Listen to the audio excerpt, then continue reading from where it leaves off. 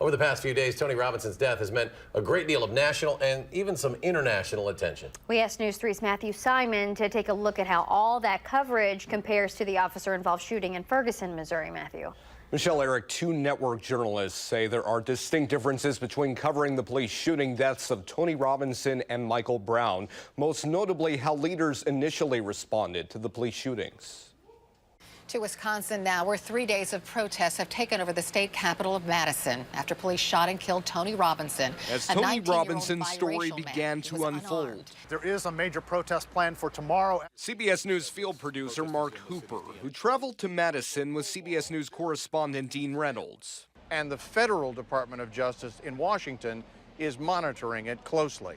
Says CBS News decided to come here because after Ferguson, the organization was not sure what would happen. Whether this would spiral out of control and whether there was an issue here that we could explore in a bigger picture in terms of this problem of police and minorities confronting each other in the streets. What Hooper said the CBS News crew discovered was a Madison story far from Ferguson. Well, the protesters here have been, vocal and emotional, but not quite as confrontational. I mean, not in the face of police officers. And from the police to Tony Robinson's family to the African-American community. CBS News associate producer Ryan Corsero, who also covered both the Madison and Ferguson stories, says unlike Ferguson, he saw Madison leaders consistently organized and urging nonviolence. And Pastor G and Michael Johnson immediately came to the forefront and said, this is a terrible tragedy.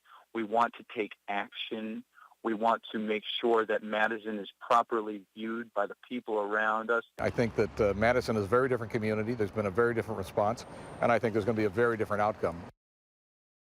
And the CBS producer made a point to reiterate he did not foresee Madison turning into Ferguson. After 3 days here, the CBS crew left today compared to Ferguson, where they spent 1 full month covering stories. This has also had an international reach. We spotted several Asian news outlets, along with a Russian outlet covering the Tony Robinson story today. All right, very interesting perspective there, Matthew. Thank you.